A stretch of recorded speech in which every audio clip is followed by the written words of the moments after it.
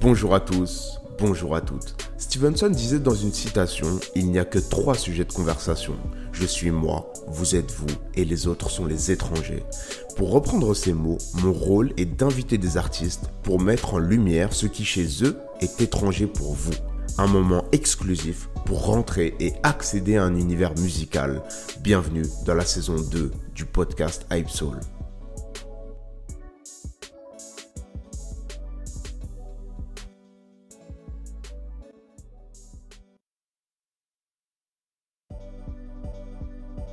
Aujourd'hui, j'ai le plaisir de recevoir une légende du rap français qui n'est autre que Mala, Beat de Boule, 9-2i, Malek Almort. On va revenir sur sa carrière, ses débuts avec son collectif, son classique Himalaya et l'arrivée de l'autotune dans le rap français. On va également revenir sur les conseils qu'il a apportés à Booba pour la création de l'album 09, ainsi que sur son actualité, notamment avec son label Ozo Jeezy. Bienvenue dans le 3e épisode de la saison 2, Un moment avec Mala. Mala, comment tu vas? Ça va au calme. Aujourd'hui, on se retrouve pour une interview. Yep. L'occasion de revenir un petit peu sur ta carrière, mais aussi sur ton actualité. Si. Déjà là, tu es dans quel état d'esprit à l'heure actuelle? Serein, calme, posé. On va revenir au tout début, ton premier contact avec la musique en tant qu'auditeur. Quand est-ce que tu écoutes pour la première fois une musique et c'était quoi justement? Qu'est-ce qu'on te fait écouter au tout début? Que du rap quinri. Moi, je suis de la génération HIP, HOP. Je sais pas si tu connais Sydney, à l'ancienne. C'était une émission qui tournait autour de la danse et du son aussi. Sinon, moi, après, j'ai plus grandi avec du Public Enemy, KRS-One, Grand Master Flash, tout ce qu'il y a à l'ancienne, quoi. Voilà. Dès que c'est arrivé, j'étais là.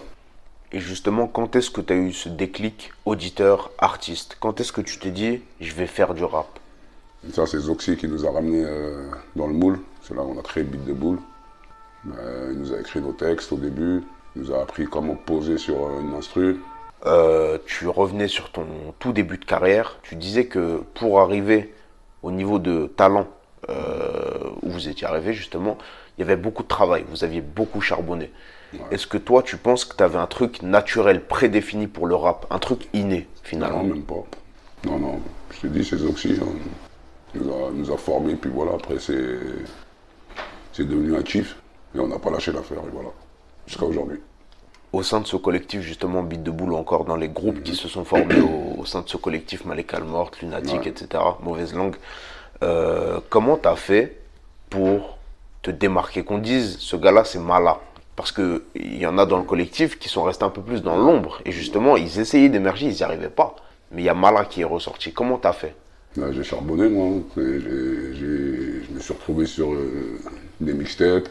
J'étais pas trop renfermé. C'est pour ça que les autres n'ont pas vraiment poussé. Parce que moi, j'ai bougé. J'étais sur la mixtape de Zico. C'est de la balle 2. Ouais, c'est de la balle, ouais. C'est là que ça a commencé. Je suis parti là-bas avec les Lunatiques. On a fait un morceau. Le truc, il a bien tourné. Après, je me suis retrouvé sur BOSS, sur Nouvelle Donne. C'est ce qui fait que je sors du lot, entre guillemets. Voilà, quoi.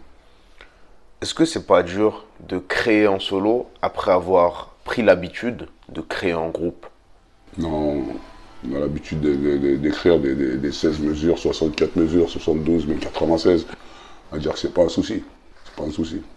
Solo, groupe, c'est pareil. Hein. À l'ancienne, le processus de création, c'était beaucoup justement d'écrire dans son coin, d'avoir de l'inspiration, et ensuite de le poser sur des instrus, etc. etc. Ouais. Est-ce que toi, ça a été ton processus et... Ouais, je pouvais écrire soit en studio, soit... Ouais, c'est ça à la base. On écrit, après, hop, studio direct.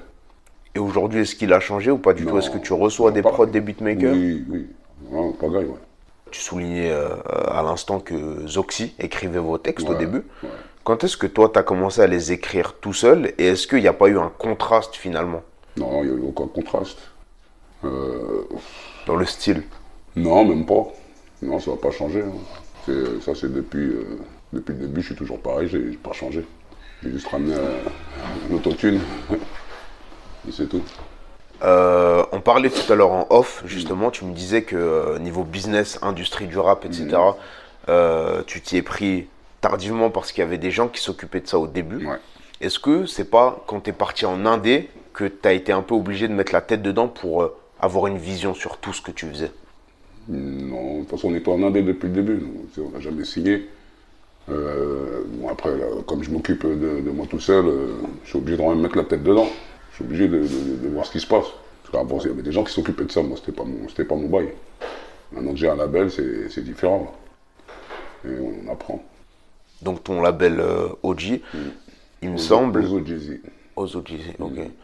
Si je me trompe pas, que t'as jamais signé d'artiste dessus encore? Non, pas encore. Pas encore, mais ça va pas tarder, ça. Donc il y a des signatures qui arrivent. Ouais. Tu peux un peu nous en parler ou Non, pas ça, trop? je garde ça pour plus tard, ça. C'est Problème. le mixtape qui va sortir et puis vous verrez les artistes dedans. Le lien familial, il a toujours été important pour toi. Ouais, normal. Est-ce que tu penses que de manière générale, là c'est une question presque tu vois, philosophique de la vie de tous les jours, est-ce que tu penses que amitié, famille et business, c'est compatible ou est-ce que ça va casser à un moment donné? Non, c'est compatible. Compatible. Un qui casse. Celui qui veut se casser, il se casse. C'est tout. Sinon, c'est pareil. Ça va pas bouger. T'en as perdu des amis à cause du business? Ouais, pas mal. Bah oui. C'est pas que dans le business musical, t'as vu, dans toutes sortes de business, man. Bien sûr. Ah oui. C'est genre comme ça, hein, t'as vu, un jour ou l'autre, il y en a, il va bien qui va se barrer, c'est normal. Ah oui. Il y a d'autres choses à faire, man. Ah oui. Est-ce que tu penses pas qu'avec le succès que tu as connu, que vous avez connu, les amitiés, elles durent encore moins longtemps? Moi, il y a une interview qui m'a choqué de Salif à l'époque. Il disait, la famille, c'est plus important que les amis. Il montrait sa main comme ça, comme je la montre. Il disait, des amis, t'en as 3. Et dans les 3 qui te restent, tu comptes celui qui veut baiser ta meuf, celui qui veut ton genre, et lui, il est susceptible, le dernier, de venir te niquer un jour. Est-ce que tu partages Non, pas vraiment. Après, ça, c'est son point de vue. T'as vu. Je suis pas dans sa tête, moi, t'as vu. Et on n'a pas le même bordel. Moi, je traîne avec des gens que je connais depuis tout petit. Tu vois, je veux dire. C'est-à-dire que ça bouge pas. Lui, il a taffé avec des gens qu'il connaissait pas vraiment. C'est juste musicalement, tu vois. Ah oui, c'est pas pareil. Finalement, il n'y a que les gens qui devaient partir qui sont partis. C'est tout, voilà, point barre. Ouais, normal.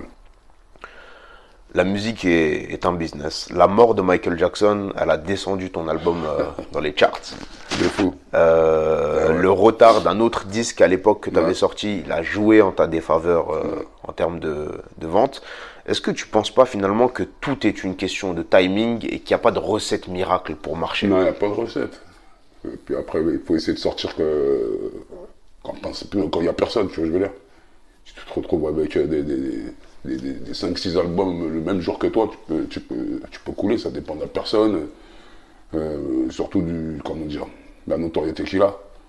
S'il est plus médiatisé que moi, ça y est, je suis coulé. Tu vois, je veux dire. On va pas venir me chercher, on va venir chercher un tel ou un tel. Ah ouais, sacré Michael Jackson. Mais c'est intéressant ce que tu dis parce qu'à l'époque, il n'y avait pas énormément d'albums qui sortaient. Aujourd'hui, c'est saturé. Le marché est saturé. Chaque semaine, il y a 4-5 albums qui sortent. Tout le monde s'est improvisé rappeur. T'as vu maintenant, aujourd'hui, il y a le net. Hein. Avant, c'était pas pareil. Aujourd'hui, il y a le visuel. Et tout le monde rappe aujourd'hui. C'est ce que je te dis. Tout le monde fait des vues. Que ce soit bon ou pas, c'est les vues aujourd'hui. T'as percé quand tu fais plein de vues. Alors que tu chantes de la merde ou la télé, tu vois, je veux dire, c'est pareil. C'est les vues. Après, moi aussi, la nouvelle génération, je la comprends pas. Donc, j'essaie de pas trop rentrer dedans. Fais le job et puis c'est tout. Ça marche, ça marche. Ça marche pas. Ça marche pas. C'est ce que je veux dire. Justement, quand on discutait, tu me disais que tu n'écoutais pas de rap français. Non. Pas la nouvelle génération. Non. Mais est-ce que tu penses que tu vas devoir être obligé d'aller jeter un œil pour sortir tes projets qui vont bientôt sortir d'un point de vue commercial, pour voir tu sors en même temps que qui, finalement? Pour revenir à ce que tu disais tout à l'heure. Pas forcément. Pas forcément. Je suis pas obligé. De toute façon, je suis bien entouré là, déjà. Avec le petit gang que j'ai là. Je sais ce qu'ils font. J'aime bien.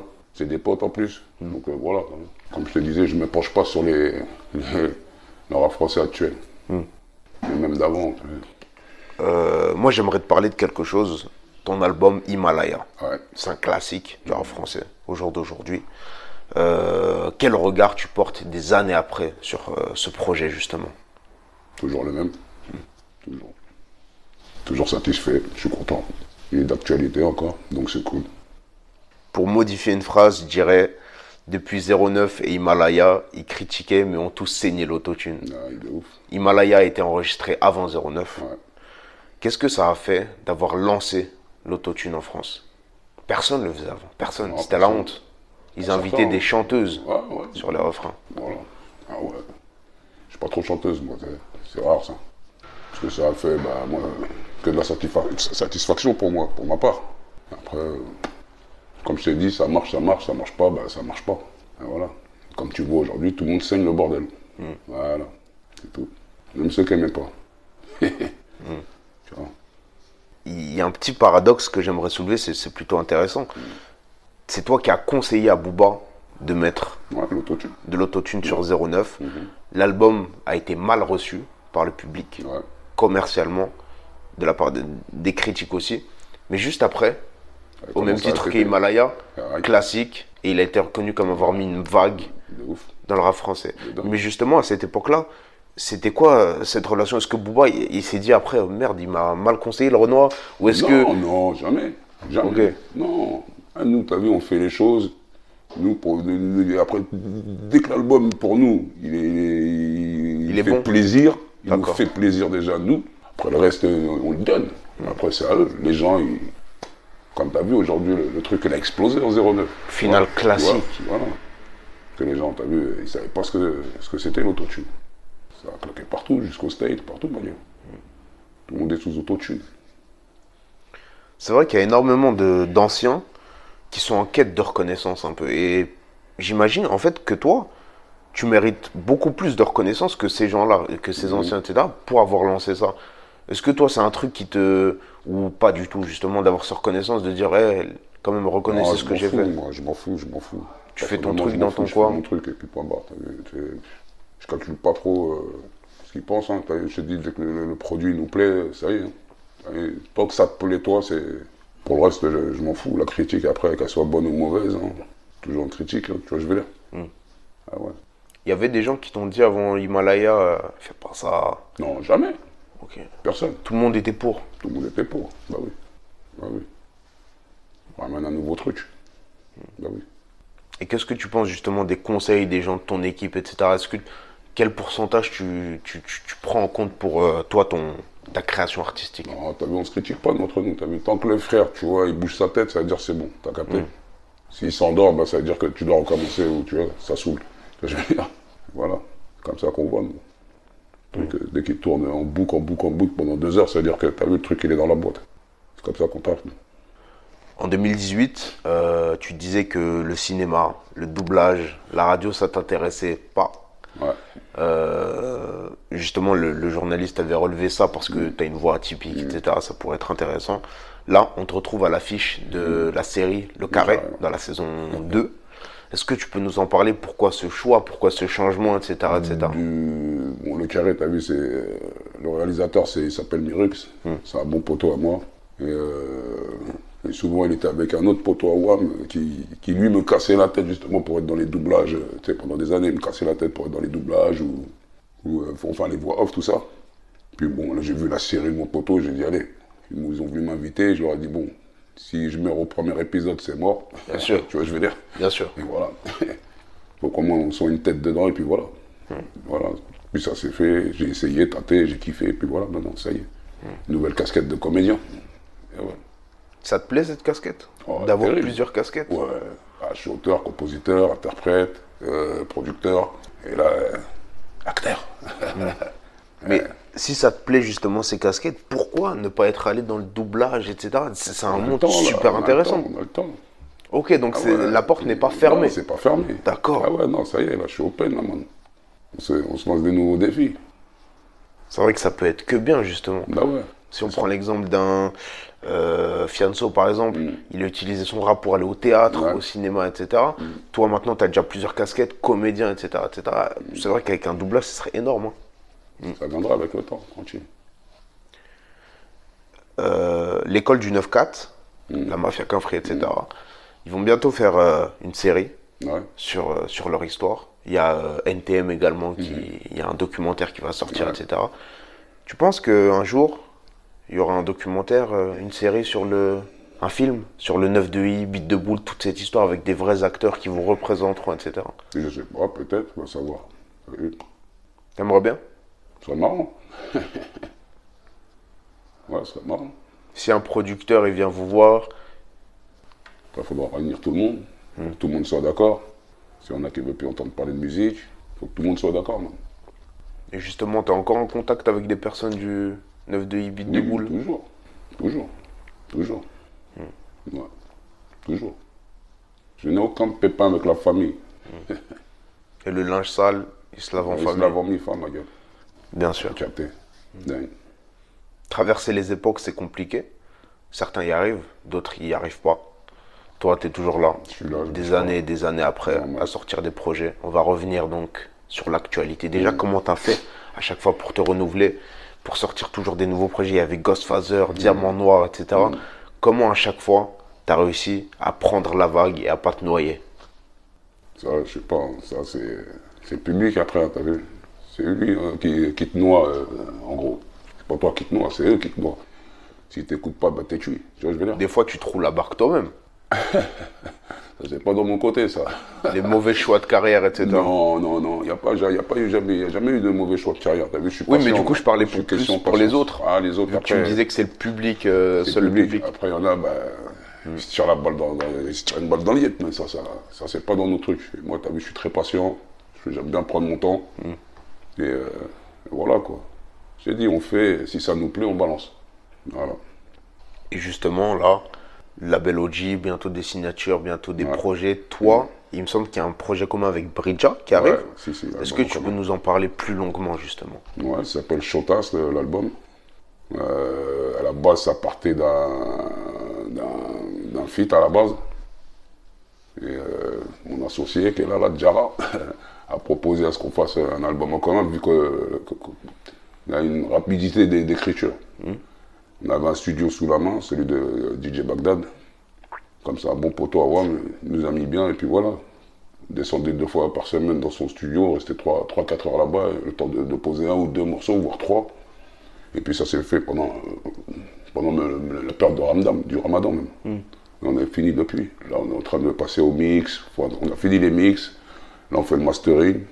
Et puis, on attend que le produit arrive sous blister. Et là, on commence à mettre une bonne date. Voilà, Donc, il y aura des formats physiques, il y aura du merch, etc. je pense. Voilà. On parle de format physique. Ouais. Moi, j'avais une question sur les concessions, mais avant, il est intéressant, étant donné qu'il est avec nous. Si tu veux t'exprimer justement sur qu'est-ce que tu as vu dans les deux artistes. Bah total, hein. Déjà en fait ce qu'il faut savoir c'est que dans le développement que nous on avait prévu au niveau de Ozo Jeezy pour Mala, c'était un développement tourné vers la Jamaïque. Parce que c'est plus son grain de voix, c'est plus des gens à sa hauteur artistique et qui peuvent permettre de voir vraiment le talent de l'artiste, tu vois. Et vu qu'on a un poteau justement JP qui était intervenu par rapport à Himalaya, tous les featuring de Jamaïcains qu'il y a eu dessus, c'est par lui. Donc c'était pas un problème. Maintenant il y a eu Bridja. Bridja c'est quelqu'un qu'on apprécie déjà humainement. On avait eu l'occasion de se croiser à plusieurs reprises et toujours respectueux. Le fait qu'il nous propose un feat, ça nous a fait plaisir. Et moi j'ai vu l'occasion de pouvoir déjà driver sur cette direction jamaïcaine. Et la possibilité justement de le faire avec une personne qui mérite, on va dire, tu vois. Donc tout de suite la proposition, je l'ai faite à Bridja, il était OP, j'en ai parlé à Mala, il a été OP, et ça s'est fait aussi fluide que ça. En 3 mois, les 15 titres, ils étaient bouclés. Et voilà quoi, tu vois. Et je pense que les gens vont pouvoir redécouvrir un aspect qu'on n'a plus trop dans la musique au niveau de l'originalité, de l'authenticité, de ce qui se fait d'instinct. Tu vois, comme il t'a dit, ça écrit vite, pas de calcul et de la bonne musique pour tout le monde. C'était l'objectif. Pour moi, il est atteint. Et voilà quoi, on va en voir le retour de ceux qui connaissent. On va encore parler de pleuristes parce que voilà, faut pas comparer ça à ce qui sort actuellement. On n'est pas du tout dans la même vibe. Et c'est bien, ça fait plus de richesse, plus de diversité pour tout le monde. Et je pense qu'il y a beaucoup de gens qui sont en attente de bonne musique, tu vois. Notamment pour les anciens ou les plus jeunes qui ont eu l'occasion de pouvoir avoir bonne école musicale. Tout le monde va être satisfait, ça c'est sûr. Merci beaucoup. Est-ce que toi, Mala, dans ta carrière, tu penses avoir, à certains moments, fait des concessions pour parler à un autre public, c'est pas forcément péjoratif. Des fois, quand tu fais des morceaux, tu veux toucher quelqu'un d'autre. Tu te dis, est-ce que le spectre, il peut s'agrandir? Que ce soit pour le public, les radios, les concerts, pour être un peu plus large au niveau du spectre, finalement. Non, comme je t'ai dit, t'as vu, nous, on ne fait pas de calcul sur ça, t'as vu. Je ne vais pas me formater pour tel ou tel public. Je suis toujours dans ma bulle, c'est toujours le même truc, ça ne va pas bouger. Je ne vais pas essayer de toucher tel ou... Je fais à la vibe. Si ça me plaît, je te dis, je balance direct. Je ne fais pas de calcul. Je ne vais pas te dire, ouais, je vais mettre une meuf pour toucher. Tu vois, c'est pas ma cam, ça. On ne calcule pas. C'est l'instru me plaît, on pose dessus, voilà. B, c'est tout. C'est comme ça, on taffe. No calcul. Donc, quand tu fais des calculs et puis que ça ne marche pas à la fin, t'as une déception violente. C'est pas bon, ça. Bien sûr. Non, quand je calcule pas, je balance. Et je sais que ça va plaire. Généralement, c'est comme ça, tu vois. Voilà. Ça peut ne pas marcher, mais ça peut marcher. Est-ce que tu Voilà, penses du mais coup tout que tu dépend t'es des médias, privé de- après. C'est les médias, mon frère. T'as vu, tu peux sortir un truc, dès qu'il y a un clash à côté, les médias, ils parlent de clash. C'est devenu des closers. C'est pour ça, tu as vu, je suis pas trop interview. Parce qu'ils s'occupent, tu as vu, avant c'était musique. Autant il y avait, tu as vu, les sources. C'est comme les magazines, tu as vu, les Bien radicales, tout ça à l'ancienne, tu vois. Ça parlait que de musique. Aujourd'hui, avec le net, ça parle de tout. C'est un truc format rap, mais ils vont te parler de foot. Ils vont te parler de clash, de nanani, des influenceurs, tu vois ce que je veux dire? C'est devenu du grand n'importe quoi, tu vois. Donc, non, on ne calcule pas, nous. Tout dépend des médias. Après, quand tu donnes, les médias, soit ils te suivent, soit ils ne te suivent pas. Tu vois. Avant, ils te couraient après, maintenant, c'est toi qui dois leur courir après, leur donner un billet à ces gens-là. Tu vois ce que je veux dire? Avant, c'était pas ça. Tu faisais ton papier, mais voilà. Tu sais que ça va ramener du dommage, mais maintenant, pour passer chez tel ou à tel, il faut les payer. Tu vois ce que je veux dire? Avant, c'était pas ça. Le mec, il venait, il grattait. Tu vois, la tonton Marcel, à l'ancienne. Tu vois, tu bouges et hop, tu vois, tu vas voir les gens. Tu vois, tel ou tel artiste, bim, et tu fais ton machin derrière. Au moins, tu as exposé les gens, tu vois. Eux, ils exposent pas. C'est-à-dire, maintenant, tu as des vues, ils viennent te voir. Ça marche aux vues. Tout le monde peut acheter des vues aujourd'hui. Ah ouais. Mais c'est intéressant parce qu'à l'époque, tu dis que les médias, ils te couraient après, etc. C'est normal, tu avais quand même un grand succès à l'époque. Ouais. Et est-ce que tu penses justement que tu n'es pas fait de concessions, que tu n'es pas été dans les clashs, que tu n'es pas été dans tout ça, ça t'a privé et justement tu as fait une sorte de traversée du désert à l'égard en fait de tout ça en fait? Ah oui, direct. Je me mélange pas, moi. Si j'ai un problème, moi, je suis pas clash, moi, à la base. Je l'ai toujours dit, moi, s'il y a un pépin avec quelqu'un, C'est en interne. je vais en boîte chez lui, en trottinette, t'as capté, puis j'y vais tout seul. J'ai pas besoin de m'afficher sur les réseaux, tatati, voir tout plein de mecs qui s'insultent sur ton fil d'actualité. Non, j'ai pas le temps avec ça, moi. Pas le temps. Ah ouais, j'ai pas le temps. Je suis pas en clash, moi. Je dis, si j'ai un pépin, ça serait direct. Puis vas-y, les gens me connaissent. C'est très bien que je suis zen, man. Ouais. Du coup, tu valides la phrase de Nino qui dit « On répond pas sur Twitter, on vient te chercher directement chez ta petit père. Ouais. Bah oui, il a raison. » Il n'y a pas de clash sur les Il n'y réseaux. a pas de clash sur les réseaux. J'ai pas le temps avec ça. Je vais pas m'afficher. J'ai des enfants qui sont aussi eux-mêmes sur les réseaux. Pas qu'on insulte le down, tu vois ce que je veux dire? C'est Je ne pas logique. me mélanger. Non, je ne mélange pas, je ne me clash pas. Si un pépin, on parle ça en privé direct. C'est mieux. C'est intéressant. C'est vrai qu'on a... T'as connu le succès, etc. On n'a jamais vu un artiste clasher Mala en public. Non, on peut pas. C'est impossible. C'est prendre un gros risque. Ah ouais, moi je plaisante pas. Je suis pas là pour faire le clown ici. Là, t'as vu. Puis vas-y, je suis connu pratiquement dans tous les quartiers. Il y a toujours eu quelqu'un qui est en prison avec moi ou un truc de genre. Ils savent très bien le comportement que je peux avoir en cas de pépin. Ça serait direct.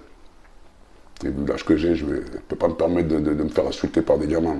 Tu vois, donc je refuse. Bien sûr. On peut pas. Je dis haut et fort, on peut pas clasher Maza. Ah oui. Ça a été quoi tes influences vraiment au tout départ de ta carrière? La Jamaïque? Les States? Non, moi j'ai grandi avec du rail, du rap, musique africaine. Ouais, je suis un peu ouvert moi partout. Je suis ouvert à toutes les musiques. Ouais, j'ai grandi avec la pop à l'ancienne, tu vois. Ouais, je suis ouvert partout. Funk, Moi, même sur du Mozart. Écouter même de la musique classique, ma gueule. Tu vois. Non, je suis ouvert, moi. Pas trop fermé.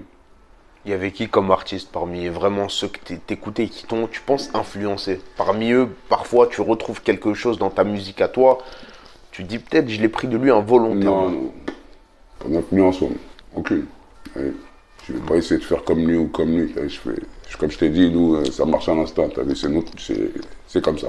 Et dès que tu sais te poser sur un son, ça y est, ça glisse. Il faut faire en sorte de ne pas ressembler à qui que ce soit, tu vois. C'est ce qui fait la personne. Et c'est intéressant si on parle de carrière de rap et à côté de se lancer sur d'autres aventures, etc. Il y a eu tellement d'exemples comme ça. Mokobe qui a ouvert un restaurant, L.I.M qui avait ouvert une boutique. On connaît tous les business de tous les rappeurs. T'as jamais eu envie, toi, d'aller faire un challenge, ouvrir quelque chose, etc. Ça va pas tarder. J'en avais déjà fait, j'avais déjà une petite collection de sapes au G. J'ai déjà fait des boutiques éphémères. Enfin, une boutique éphémère, on a ouvert. Non, ça va venir petit à petit. Même on va se mettre dans la restauration. Il y a plein de trucs.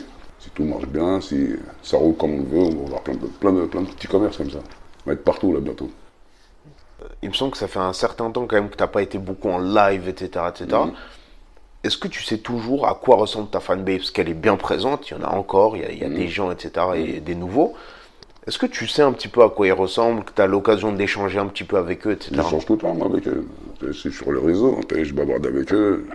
C'est clair, comme d'hab. Ça bouge pas. Je sais qu'il y a du monde qui me suit.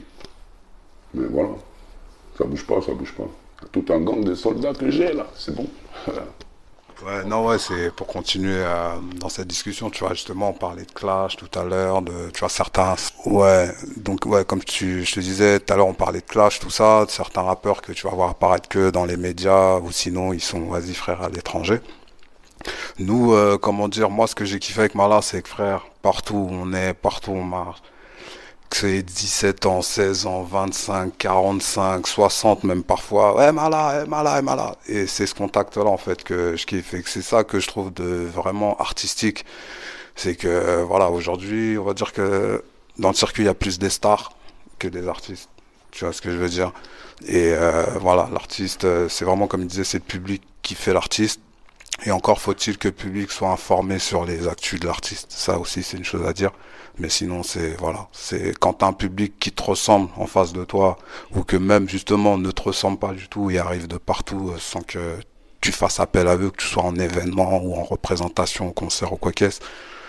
La reconnaissance, elle est là. Hein. Enfin, c'est mon point de vue. Moi. Donc voilà les mots de Jara, manager de Mala sur le sujet. Parfait. Manager associé, Parfait. Lunatic disait pas le temps pour les regrets. Est-ce que tu as des regrets dans ta carrière, Mala? Non, aucun.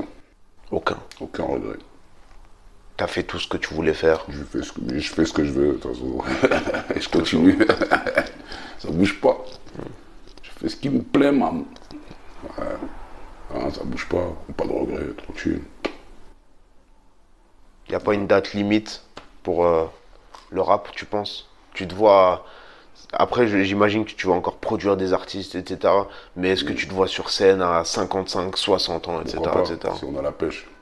Les Snoop Dogg, ils sont encore sur scène. On leur dit rien, mon frère. Tu regardes. Bien sûr. Faut arrêter ça, les vieux, les nanani. Il n'y a pas de vieux. Johnny Hallyday, il a failli canner sur scène. Les Pink Floyd. Arrêtez. Voilà, t'as capté. Des gens, ils sont encore là. Hein. Ça m'empêche pas. Tranquille. Tant que j'ai la pêche, la vibe, je continue. C'est sûr qu'à cet âge-là, je vais pas te parler des halls hein, aussi, t'as vu. 50 balais, t'es encore en train de parler des halls, je braque, non, ou tout, c'est tombé. Ça va être autre chose. On va s'ouvrir à autre chose. Voilà, ça bouge pas. Pour la dernière question de l'interview, c'est une mise en situation. Généralement, les artistes, ils kiffent cette question-là. Est-ce qu'il y a une collaboration que tu aimerais faire depuis longtemps, un artiste qui peut être décédé, que t'écoutais quand tu étais vraiment très jeune, un artiste d'un autre genre musical complètement, après il y aura une mise en situation justement, est-ce que toi tu as une collaboration que tu aimerais faire, le temps d'une session studio, cet artiste vient et vous créez un morceau, ce serait qui? Il y en a plusieurs, t'as vu, après, comme je t'ai dit, comme il t'a dit Jara, nous, je suis plus penché sur les Jamaïcains. T'as vu Benny Man, Mabado, Général, tu sais. Ah ouais, non, il y a du monde. Si tu devais en choisir un. J'essaie de faire un max avec tous ces gens-là, là, déjà. Mais choisir un seul, je sais pas. Allez, tu peux en choisir 2 pour la mise en situation. Ils viennent au studio. Beniman, Mavado. Beniman, Mavado. Mavado, ouais. Là, tu choisis le studio. On est où, là, si tu choisis autour? On est où? Dans quel studio? Dans quelle ville? Dans quel pays? En Jamaïque, man. Au soleil, man. Si, c'est le but du jeu, c'est ce qu'on veut faire. Voilà, c'est le projet. Prochain projet. Si tu regardes à la porte, là, ils viennent d'arriver, les artistes. Ouais. Ils ont faim. Il y a des restaurateurs au studio. Ouais. Qu'est-ce que tu leur fais à manger? Qu'est-ce que les restaurateurs, ils vont faire à manger? Tu choisis. Si je suis en Jamaïque, Tu drives. Bouffer du poisson, man. Je veux dire, maintenant, si c'est dans le coin, on va bouffer un mafé. Un tchèp, t'as vu, je l'aimais bien. Je vais goûter la bouffe traditionnelle du Renoir. C'est ça. Ouais. Ce serait quoi le titre du morceau? Vous parlerez de quoi dedans? Déjà, on n'est pas trop thème. Tu vois? C'est-à-dire, je vais sortir un truc, et je sais que l'autre personne va sortir un truc, avec un refrain, on a le même truc. Là, c'est de bonhomme à bonhomme. Et je vais pas chanter avec Kenji Girac. Bien sûr. Me sentir, tu vois, c'est incompatible. C'est-à-dire, c'est où lui va me suivre, mais moi, je pourrais pas le suivre. Tu vois, je veux dire? Les univers. Voilà. Quand tu connais bien la personne, tu sais ce qui va sortir. T'as pas besoin de... Il n'y a pas de thème. Il n'y a pas forcément de thème, tu vois. Tu dis, j'écris à la vibe, et si je peux écrire plus, j'écris plus. Voilà, c'est ce qui a fait mes solos. Voilà. Surtout dans Himalaya. Non, on n'est pas trop penché sur le thème. C'est ce qu'on a fait avec Bridja, tu vois. Là, il a chanté, il a kické. Si j'ai sa vibe, j'aime bien, j'essaie de la reprendre avec mes mots. Mais on n'a pas calculé, nous. On ne calcule pas de thème. C'est rare. Rare. Voilà. Ça vient tout seul. Et quand tu connais bien la personne et tu sais que lui-même, il est dans ton bail, vous allez écrire la même chose.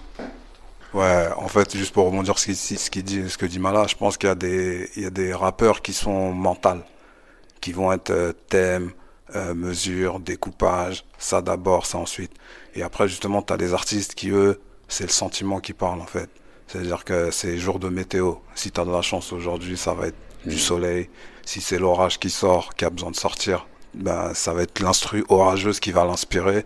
Et en fait, c'est un sentiment qui se retrouve positionné sur la feuille et ensuite mis en voix, quoi. Et c'est ça qui fait que les poils ils s'érissent quand t'écoutes du Mazalaza, ma gueule. Merci beaucoup. Il me flatte. Flatteros. Mala, merci pour cette interview. Non, C'était un plaisir. Ouais, fort. On rappelle, projet commun avec Bridja, bientôt disponible. Bientôt des nouvelles infos par rapport à ce projet. Je ne sais pas si tu as un mot de la fin. Ouais, chotas. Ce serait le mot de la fin. C'est le mot de la fin, man. Merci beaucoup, Mala. Non, toi. C'est la fin de cet épisode. Merci de l'avoir écouté. Vous pouvez retrouver tous les autres sur les plateformes de streaming. C'était Youssef sur Hypesoul et moi je vous dis à très bientôt pour de nouvelles interviews.